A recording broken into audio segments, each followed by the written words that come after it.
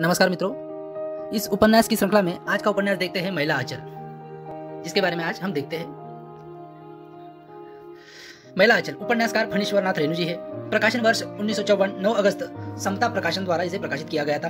फणीश्वर नाथ रेणु जी के बारे में जानते हैं। उनका जन्म 4 मार्च 1921 को बिहार के अररिया जिले में हुआ था। मृत्यु 11 अप्रैल 1977 में हुई। रेणु जी का बचपन का नाम फणीश्वर नाथ मंडल था। आगे देखते हैं। सन 1942 में काशी से इंटर करने के बाद वह स्वतंत्रता संग्राम में शामिल हो गए। 1950 में रेणु जी ने नेपाल क्रांतिकारी आंदोलन में भी हिस्सा लिया। महिला आंचल उपन्यास के लिए इनको पद्मश्री पुरस्कार मिला। याद रखना, महिला आंचल उपन्यास के लिए फणीश्वर नाथ रेणु जी को पद्मश्री पुरस्कार मिला था। अज्ञे जी को इनका परम मित्र बताया जाता है। आगे देखते हैं। इनकी कहानी मारे गए गुलफाम पर तीसरी कसम फिल्म भी बनी, जिसे हिंदी सिनेमा में मील का पत्थर कहा जाता है, और इसे सन 1966 में राष्ट्रपति स्वर्ण पदक मिला। रेणु जी को आजादी के बाद का प्रेमचंद की संज्ञा दी जाती है।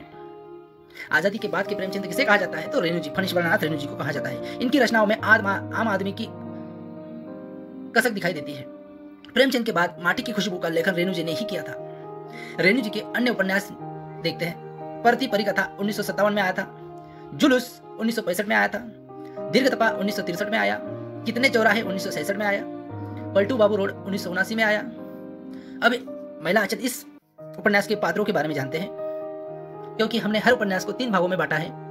उसका कथानक, मुख्य पात्र और परीक्षा की दृष्टि से अति महत्वपूर्ण 20 प्रश्न। इस प्रकार से हमने हर उपन्यास को 3 भागों में सारांश में शॉर्ट रूप में बांटा है, ताकि आपकी तैयारी अच्छे से हो सके। एक ही वीडियो में बहुत सारी जानकारी आपको मिल सके।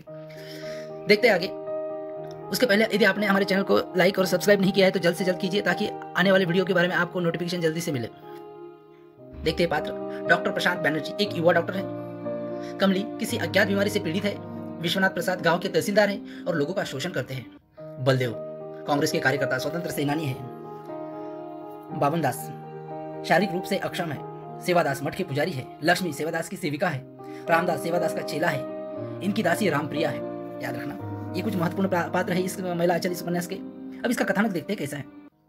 महिला आंचल के कथानक में लेखक ने सन 1942 ईस्वी से लेकर गांधी जी के निधन तक की मेरीगंज जिला पूर्णिया प्रांत बिहार के जनजीवन और परिस्थितियों का जीवंत चित्रण प्रस्तुत किया है।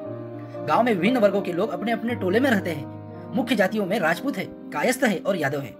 इनमें पारस्परिक संघर्ष चलता रहता है। इस गांव की प्रगति में बाधक तत्व है प्राचीन रूढ़िगत संस्कार, छुआछूत, आपसी संघर्ष, अंधविश्वास आदि।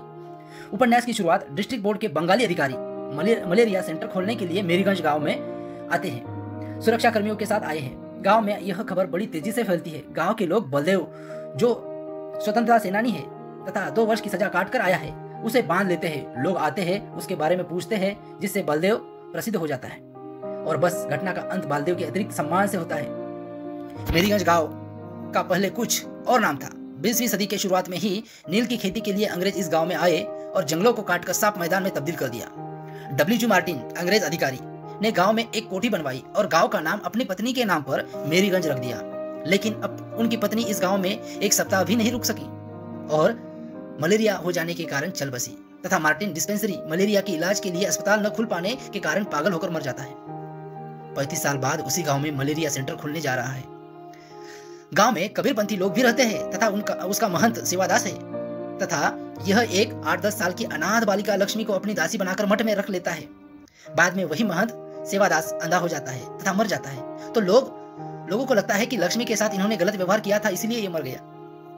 डॉक्टर प्रशांत एक अनाथ बालक है, जिसे अनिल बैनर्जी की पत्नी स्नेहमयी ने पाल पोस कर बड़ा किया। 1942 के जन आंदोलन में डॉक्टर ने हिस्सा लिया और 1946 में वो विदेश जाने के सिवाय मेरीगंज में मलेरिया सेंटर खोलने का निर्णय लेते हैं। गांव के लोग बड़े सीधे दिखते हैं। सीधे का अर्थ यदि अनपढ़, अज्ञानी और अंधविश्वास हो तो वास्तव में वो बहुत सीधे हैं। लेकिन जहां तक सांसारिक बुद्धि का सवाल है, वह लोग हमारे जैसे लोगों को दिन में 5 बार ठग लेंगे। रेणु जी ऐसा कहते हैं। और ठगे जाने के बावजूद भी आप उनकी सरलता पर मुग्ध हो जाएंगे। यह मेरा 7 दिन का अनुभव है, ऐसा रेणु जी कहते हैं। डॉक्टर प्रशांत चुनौतीपूर्ण पहला रोगी कमली थी। डॉक्टर प्रशांत के लिए चुनौतीपूर्ण पहला रोगी कमली थी, जो तहसीलदार विश्वनाथ की बेटी है। युवा लड़की है, मानसिक रोगी है, जिसका अनेक कारणों से अभी तक विवाह नहीं हो पाया है।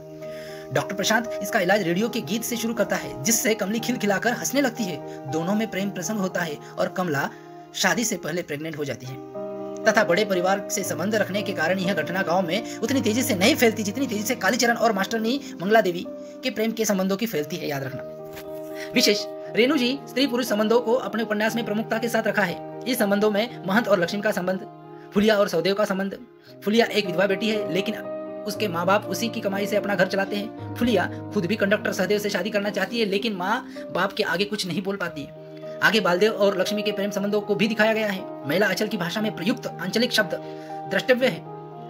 आंचलिक शब्द आते हैं इस उपन्यास में, आंचलिक शब्द आते हैं वो इस प्रकार है: इस बीस, तिप्ते, सुराज, मुलगेन, लेन, निफ्तर, संगठन, इस्पात, लाट, लाटबंदी, चुमौना, बिल्टा, तालपता, बराह, छत्तर, डिस्ट्रीबोट आदि। महिला अंचल एक यथार्थवादी उपन्यास है। इस उपन्यास की सबसे बड़ी विशेषता यह है कि इसका नायक कोई व्यक्ति नहीं अपितु पूरा उपन्यास ही इसका नायक है। देखते हैं महिला अंचल के कुछ प्रश्न। महिला अंचल उपन्यास 1954 में आया, याद रखना। कथानक है इसका पूर्णिया बिहार जिले का, यह भी याद रखना। आगे देखते हैं। हिंदी का प्रमुख आंचलिक उपन्यासकार फणीश्वर नाथ रेणु जी को कहा जाता है। महिला अंचल गांव में कौन से गांव का जिक्र किया है? तो मेरीगंज गांव का जिक्र किया है। इस उपन्यास को 2 भागों में बांटा गया है। प्रथम भाग में 44 परिच्छेद है, तो द्वितीय भाग में 23 परिच्छेद है। कुल मिलाकर 67 परिच्छेद है, 67 परिच्छेद आए हुए हैं। नदी का नाम आया है कमला नदी। ज्योतिषी के कहने पर ही गणेश की नानी को डायन मान लिया जाता है। उसे ही हीरू के बच्चे की मौत का जिम्मेदार बताया जाता है, याद रखना। आगे देखना। सीखा पर्व कब मनाया जाता है? इस उपन्यास में बताया गया है बैसाख के पहले दिन, जिसमें गांव के लोग नदी में सामूहिक रूप से मछली का शिकार करते हैं। यह भी प्रश्न महत्वपूर्ण है। गांव के लोग किसके भक्त हैं? काली माँ के भक्त हैं। यादव टोली में कौन सा अखाड़ा जमता है? बाहरों मास का। नेपाली लड़कियों को बेचने का निंदनीय काम कौन करता है? दुलार चंद कांग्रेस का पदाधिकारी करता है। पूरे गांव में पढ़े लिखे लोगों की संख्या केवल 10 थी, याद रखना। विश्वनाथ प्रसाद तहसीलदार के पास 1000 बीघा जमीन थी। राजपूत टोली के मुखिया राम कृपाल सिंह थे, जिनके पास 300 बीघा जमीन थी, और यादव टोली के मुखिया आराम से ग्वाला किंतु 150 बीघा जमीन के मालिक बन गए थे। और गांव में कोठी किसने बनवाई थी? WG मार्टिन ने, एक अंग्रेज अधिकारी ने गांव में एक कोठी बनवाई थी। इस उपन्यास का नायक डॉक्टर प्रशांत कुमार, जो डॉक्टर है। मेरी को, अंग्रेज अधिकारी की पत्नी को कौन सी बीमारी हुई थी? तो मलेरिया हुआ था। गांव की 3 प्रमुख जातियां राजपूत, कायस्थ और यादव है। गांव में कबीरपंथी डेरा है, जिसके महंत सेवादास ज्ञानू साधु समझे जाते हैं। डॉक्टर प्रशांत अनाथ बालक है, जिसे अनिल कुमार बैनर्जी की पत्नी स्नेहमयी ने पाल पोसकर बड़ा किया था। प्रशांत को विदा करने आई उसकी सहेली का नाम है ममता, याद रखना। इस प्रकार से इस उपन्यास पर कुछ महत्वपूर्ण प्रश्नों को हमने अंकित किया। यदि आपको यह वीडियो अच्छा लगा तो इसे लाइक कीजिए, सब्सक्राइब कीजिए और अपने मित्रों के साथ शेयर कीजिए। और कमेंट में अगर कुछ गलती है तो अवश्य कमेंट कीजिए। धन्यवाद मित्रों।